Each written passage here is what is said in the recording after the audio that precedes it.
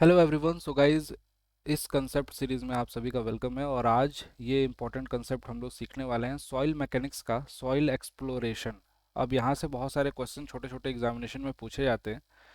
जब भी आपको क्वेश्चंस देखने को मिलेगा तो आज की ये वीडियो देखने के बाद आपके वो सारे क्वेश्चंस सॉल्व हो जाएंगे। चलिए समझते हैं कुछ इंपॉर्टेंट टर्म जो यूज़ करेंगे हम लोग और जहाँ से क्वेश्चंस आपके एग्जामिनेशन में पूछे जाते हैं। देखिए, सबसे पहले इसमें इंपॉर्टेंट टर्म लिखा हुआ है डिस्टर्ब सैंपल। डिस्टर्ब सैंपल किसे बोलते हैं? डिस्टर्ब सैंपल उन सैंपल को बोलते हैं जिनको हम लोग क्या करते हैं, नेचुरल सॉइल जो स्ट्रक्चर होता है, जो कहीं लैंड पे आपकी सॉइल होगी वहां से हम उसको निकाल के मॉडिफाई करते हैं। मॉडिफाई करने का मतलब उसकी रीमोल्डिंग करते हैं, किसी दूसरे मोल्ड में उसको फिट करते हैं। तो वहां पे सॉइल डिस्टर्ब्ड हो जाती है, उसको हम डिस्टर्ब सैंपल बोलते हैं, जिसकी स्ट्रेंथ का लॉस हो जाता है। राइट। उसके बाद आपने कुछ प्रॉपर्टी पढ़ी होंगी, थिक्सोट्रॉपी एंड सेंसिटिविटी, जो इस डिस्टर्ब सैंपल से रिलेटेड होती हैं। और उसी तरीके से जब अनडिस्टर्ब्ड सैंपल की बात की जाए तो अनडिस्टर्ब्ड सैंपल वो सैंपल हो जाएंगे जिनको हमने जिस स्टेट में वो ग्राउंड पे है उसी स्टेट में रखा है, उसमें कोई भी हमने छेड़खानी नहीं की है, एक्चुअल उसके स्ट्रेंथ का कैलकुलेशन वहीं फील्ड पे हम लोग कर रहे हैं। राइट।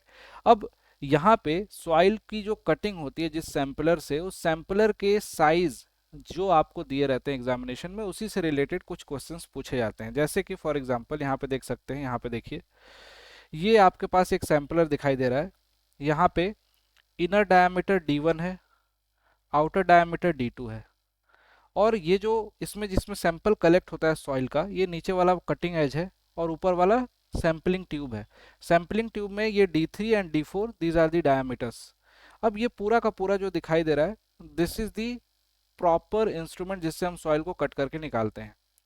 इसमें देखिए, ये D1 जो है inner diameter of the cutting edge, ये डायमीटर, और ये D2 है outer diameter of the cutting edge. अब यहाँ से क्वेश्चन क्या बनते हैं? क्वेश्चन आपसे पूछा जाता है inside clearance. What is inside clearance? D3 minus D1 upon D1 into 100। D3 क्या था? Inside of sampling tube, inside diameter of sampling tube, और D1 को घटा रहे हैं यानी कि इनसाइड, दोनों के इनसाइड डायमीटर का डिफरेंस अपॉन में inside of the cutting edge into 100। This is what inside clearance. इसकी वैल्यू 1 से 3% के बीच में होनी चाहिए, 1 to 3%। इसके बाद इसी तरीके से आउटसाइड क्लियरेंस होता है जिसकी वैल्यू होती है D2 minus D4 upon D4 into 100। इसकी वैल्यू 0 से 2% के बीच में होनी चाहिए। Area ratio D2 square minus D1 square upon D1 square into 100। This is the area ratio AR। अब यहाँ पे एरिया रेशियो की वैल्यू आपसे पूछी जाती है, 20 से कम होनी चाहिए for stiff clay. Stiff clay के लिए 20 से कम होनी चाहिए, और 10 से कम किसके लिए होनी चाहिए? सेंसिटिव क्ले के लिए। तो ये सारी की सारी वैल्यूज याद रखिएगा। कुछ चीजें और भी इससे रिलेटेड पूछी जाती हैं।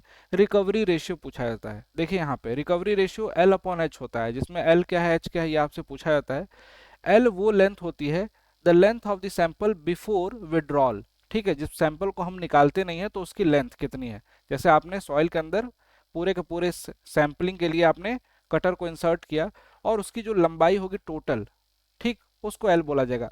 H is the penetration of the sample in the soil मास। ठीक, L is the length of the sample before withdrawal, sample की लेंथ कितनी मिल रही है, और H टोटल पेनिट्रेशन है।